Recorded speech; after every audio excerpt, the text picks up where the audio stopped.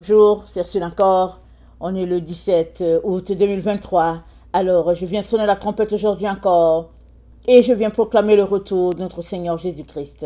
Amen et alléluia. Soyons tous bénis. Soyons remplis de sa joie. Amen. Que le nom de notre Dieu soit béni. Amen. Alors, une seule chose compte. La parole. Amen. Une seule chose compte. Une seule chose est importante. C'est la parole de Dieu et rien d'autre. Amen.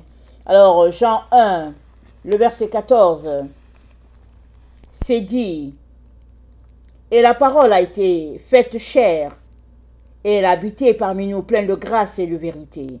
Et nous avons contemplé sa gloire, une gloire comme la gloire du Fils unique venu du Père. Jean lui a rendu témoignage et s'est écrié, c'est celui dont j'ai dit, celui qui vient après moi m'a précédé, car il était avant moi. Et nous avons tous reçu de sa plénitude et grâce pour grâce. Car la loi a été donnée par Moïse. La grâce et la vérité sont venues par Jésus-Christ. Personne n'a jamais vu Dieu. Le Fils unique qui est dans le sein du Père est celui qui l'a fait connaître. Amen. Donc Jésus-Christ est cette parole-là manifestée. Amen. Mais c'est dit quoi? Pas mais. Et c'est dit quoi? C'est dit, personne n'a jamais vu Dieu. Le Fils unique qui est dans le sein du Père est celui qui l'a fait connaître. Jésus-Christ est dans le sein du Père avant qu'il soit manifesté. Avant qu'on ait une idée que Dieu a un fils, amen, il était caché, il était dans le sein du Père. Alors, nous, c'est vrai que quand on a reçu la parole, on a tout reçu, on est une génération gâtée. Il y avait l'imprimerie, on a tout reçu, et la révélation du Fils, et la révélation du Père, et tout et tout. Mais les gens d'antan, amen, ne savaient pas ça. Prenons par exemple le cas de Noé, par exemple. Il ne savait pas qu'il y avait un fils qui se cachait dans le sein du Père. Il ne savait pas ça. C'est une révélation. Amen. Et Jésus-Christ a dit aux pharisiens, avant qu'Abraham soit, je fus, donc ils étaient choqués parce qu'ils n'avaient pas la révélation. Et Jésus-Christ leur a dit, Abraham a vu mon jour, Abraham a vu. Parce qu'il y a de ces connaissances, il y a de ces révélations qu'on ne dit pas, c'est juste dans le secret. Donc, Abraham a vu le jour du Seigneur. Mais les pharisiens ne l'avaient pas vu. Donc, quand Jésus-Christ est venu, il a marché sur la terre, qui leur a dit, il est le Fils. Amen. Il est la révélation du Père. Ils étaient choqués. Et comme ils étaient déjà remplis de jalousie, ils ont juste dit, ok, finissons-en avec lui. Mais il ne leur a dit que la vérité est la pure vérité. Amen. Donc, la parole de Dieu, c'est la seule chose qui compte. On peut être dans une situation de détresse, de telle sorte que on veuille un peu trouver une solution ailleurs, mais ce n'est que par la parole qu'on est appelé à vivre, qu'on est appelé à marcher. Jésus-Christ a dit, l'homme ne vivra pas de pain seulement, mais de toute parole qui sort de la bouche de Dieu. La parole de Dieu, c'est l'autorité finale dans notre vie. Il n'y a pas autre chose. Amen. Il n'y a pas autre chose. Maintenant, si nous disons que nous sommes les fils de Dieu et que nous marchons par la parole, Dieu va nous passer par un test. Et c'est normal. Quand tu vas à l'école, tu étudies, à un moment donné, le professeur va venir, il va faire des examens pour savoir si tu as saisi ou pas. Et souvent, il va faire des examens surprises pour savoir quels sont les gens qui étudient et les gens qui n'étudient pas. Donc, voilà, ce sont des tests. Amen. Alors, dans ce temps où les ténèbres couvrent la terre, où la pression des choses du monde est intense, s'il y a une seule chose qui compte, c'est la parole. Amen. Jésus-Christ a dit à Marthe, qui se plaignait de sa sœur Marie, Jésus-Christ lui a dit, Marthe, Marthe, Marie a choisi la bonne part, la meilleure part. Amen. Allons-y dans Luc. Luc 10, c'est deux sœurs. On connaît leur histoire, plus ou moins. Et Marie aimait s'asseoir pour écouter Jésus parler. Marthe aimait faire la cuisine et puis pour recevoir. C'est important parce qu'elle avait la visite. Alors elle s'affairait à la cuisine pour leur donner à manger. Et Jésus-Christ lui dit, Marthe, pour le moment, c'est pas ça qui est important. C'est pas ça qui est important pour le moment. Je suis là, à Béthanie, dans la maison. Marthe, viens t'asseoir et profite de ce que Dieu a à dire. Souvent, le temps ne s'y prête tout simplement pas de faire les choses qu'on veut faire. Pourquoi? Parce que c'est pas ça qui est le plus important. Ce qui est le plus important, c'est la parole de Dieu. Et la parole de Dieu sera toujours numéro 1. Et elle doit toujours passer avant toute autre chose. Toujours. Amen. Et ça, on ne le dira pas assez. Alors, dans Luc 10, le verset 40, c'est dit, Marthe, occupée à divers soins domestiques, survint et dit, Seigneur, cela ne te fait-il rien que ma sœur me laisse seule pour servir? Dis-lui donc de m'aider. Le Seigneur lui dit, Marthe, Marthe, tu t'inquiètes et tu t'agites pour beaucoup de choses. Une seule chose est nécessaire. Marie a choisi la bonne part qui ne lui sera jamais ôtée. Amen. La bonne part, c'est la parole. Et le bonus dessus, c'est que ça ne lui sera jamais ôté. Pourquoi? Les cieux et la terre passeront. Dieu les roulera comme une serviette. Amen. Comme un vêtement. Mais jamais la parole de Dieu ne passera. Si cette parole de Dieu est en toi, ça veut dire que tu ne passeras pas non plus. Amen. Et on peut s'arrêter dans le cas de Marc pour dire, mais la maison était remplie. Jésus-Christ était là avec ses disciples. Il y avait certainement d'autres gens qui étaient là. Et peut-être que ça faisait longtemps qu'ils étaient là et puis que ils étaient en train de parler, et en train d'écouter Jésus, je veux dire. Peut-être que ça faisait des heures et des heures. Et Marthe a dû se dire, mais il faut que j'apprenne quelque chose parce que les gens seront affamés. Peu importe comment elle a raisonné. Voilà comment elle a raisonné. Personne ne l'a questionné là-dessus. Mais elle est allée se plaindre. Pour dire, Jésus, tu ne vois pas ce que ma soeur me fait? Est-ce que ça ne te fait rien? Jésus-Christ lui a dit, Marthe, Marie a choisi la meilleure part. Marthe, tu as décidé de faire ce que tu fais? C'est ton choix. C'est ton choix, Marthe. Mais à partir du moment où tu viens te plaindre, alors laisse-moi te dire que ta sœur a choisi la meilleure part. Elle a choisi de s'instruire. Elle a choisi de planter la parole de Dieu en elle. Et une fois que la parole de Dieu est plantée, si c'est tombé sur le bon sol, ça va produire 40, 60, 100% de récolte, ça va produire. Le semeur est sorti pour s'aimer. Je vous encourage à aller regarder cette parabole-là et de l'étudier. Alors, Marthe était-elle désappointée? Peut-être. Je ne sais pas si le mot existe, excusez-moi. Alors, Jésus était tout simplement en train de lui donner un enseignement qui allait l'aider pour toute sa vie. Et la meilleure part, c'est de manger la parole de Dieu. Parce que c'est dit, l'homme ne vivra pas de pain seulement, mais de toute parole qui sortira de la bouche de Dieu. Et c'est aussi dit, un semeur est sorti pour s'aimer. Il a semé des grains. Et la bonne terre a reçu plusieurs multiplications. Les grains sont devenus des arbustes et puis ça a produit, ça a produit.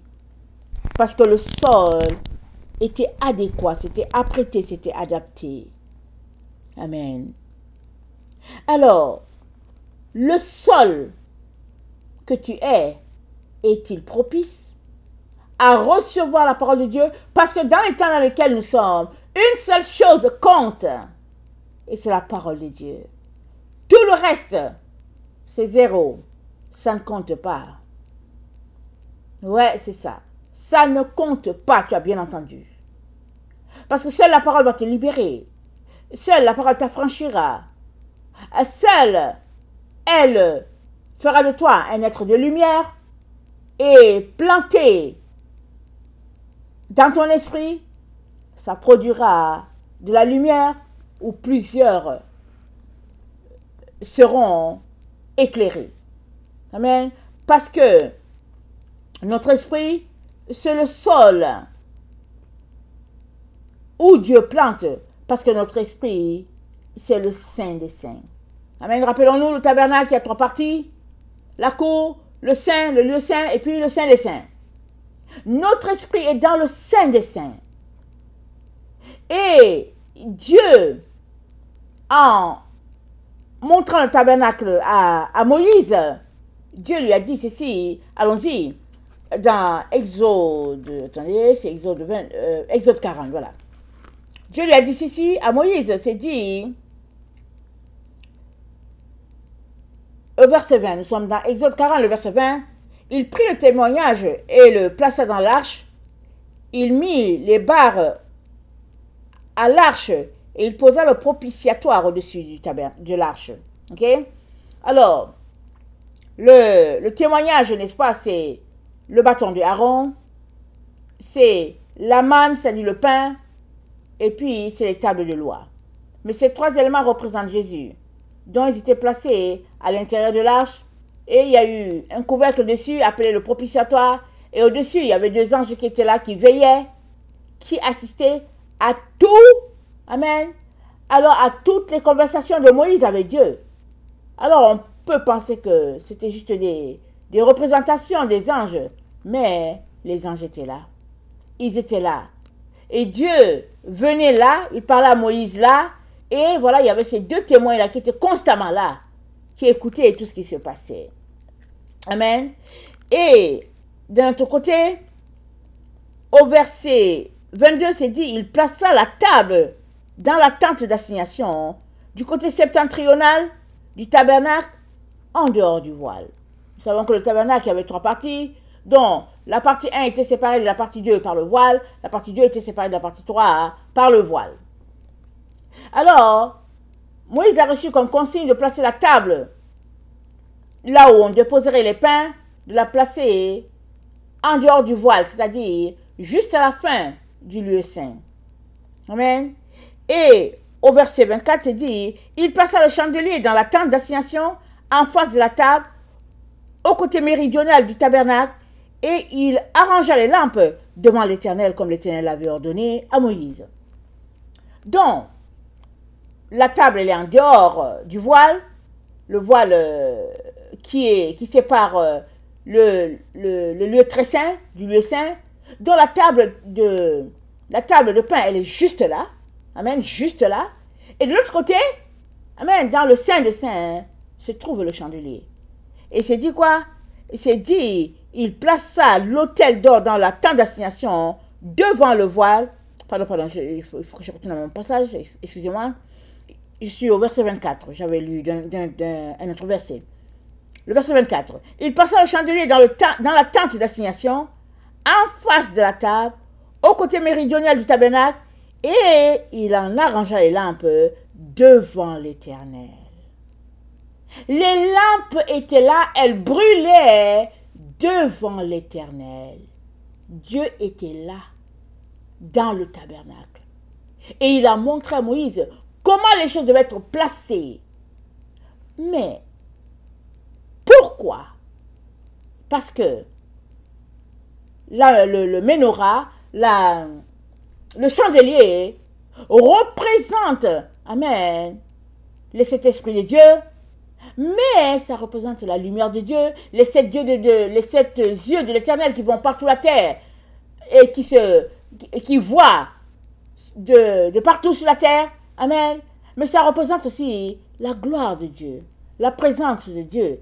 Et puis, le chandelier est devant Dieu depuis à l'origine. Amen. Alors le chandelier est placé juste là. C'est d'une importance capitale, tous ces petits détails-là.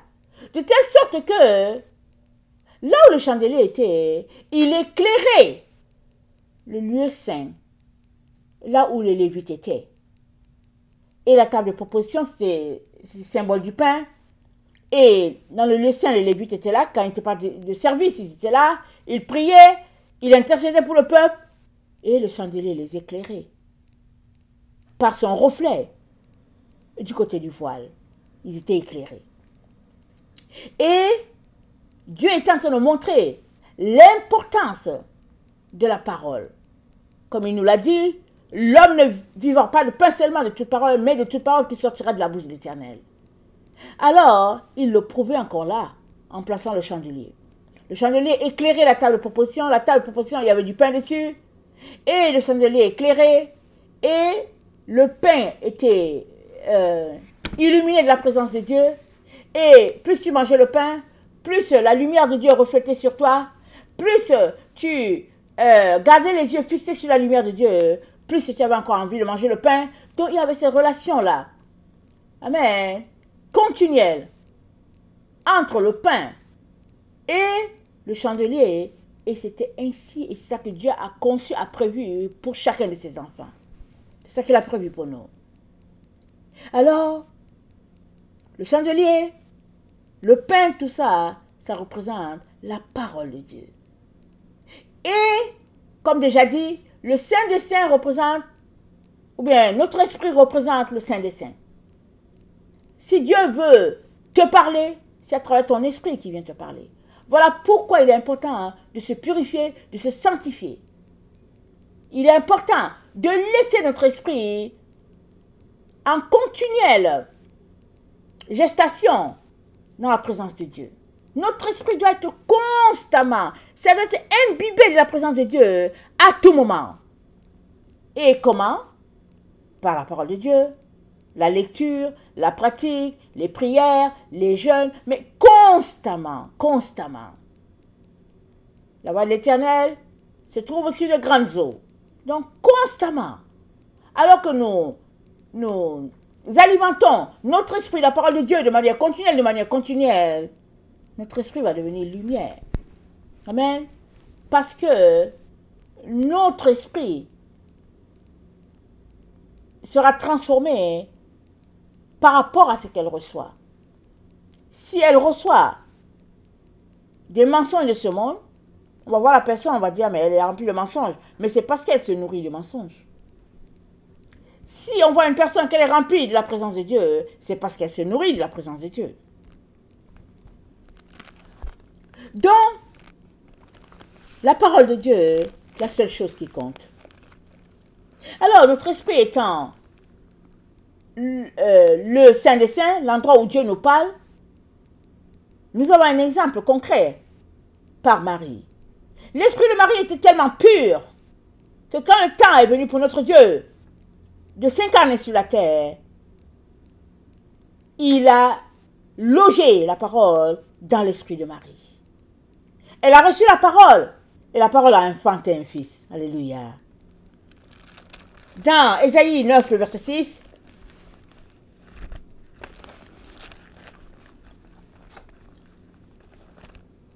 dans Ésaïe 9,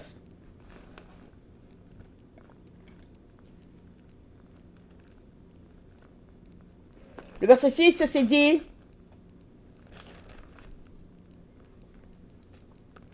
attendez, c'est pas le verset 6, c'est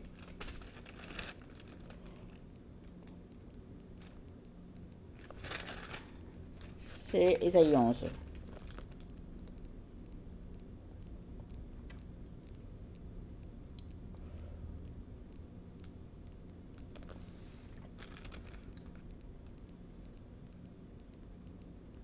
Et un rejeton naîtra de... Attendez.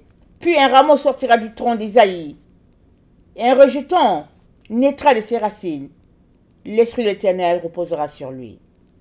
Amen. Isaïe 9, le verset 5. Car un enfant nous est né, un fils nous est donné, et la domination reposera sur son épaule. On l'appellera admirable conseiller, Dieu puissant, Père éternel, prince de la paix. Amen. Voilà comment il sera appelé. Mais un enfant nous est né. Pourquoi? Parce qu'il y a quelqu'un qui a purifié son esprit. Purifié son esprit. De telle sorte que son esprit est devenu lumière. Et quand la lumière de Dieu devait venir sur la terre, la lumière de Dieu a atterri dans un sol préparé, propice, adapté à la lumière. Voilà.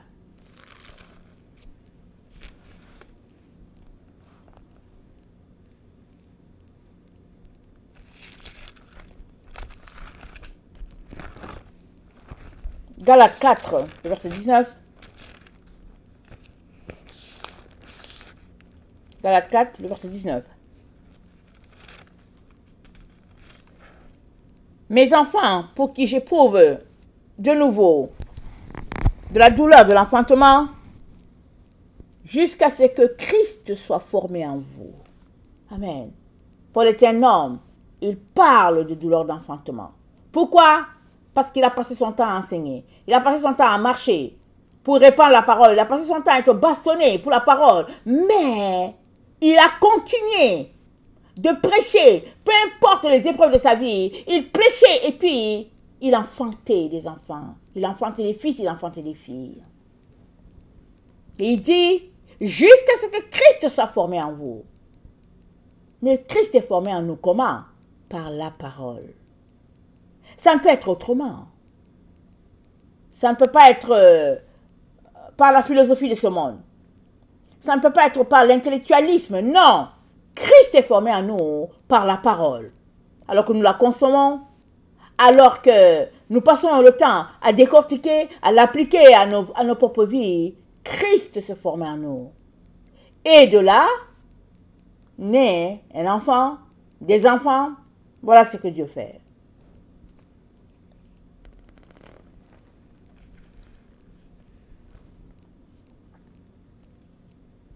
Tu veux avoir une intimité avec Jésus? Alors prépare le Saint des Saints qui est en toi, ton esprit. Prépare-le, sarcle, nettoie, et puis arrose. Et après cela, après le terrain, et continue de prier. Et Dieu va venir planter. Et une fois que Dieu va planter, lui-même va faire grandir. Mais avant toute chose, nettoie ton esprit.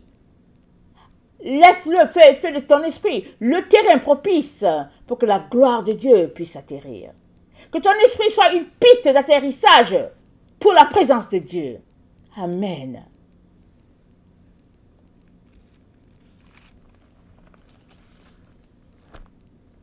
Jérémie 30, le verset 7.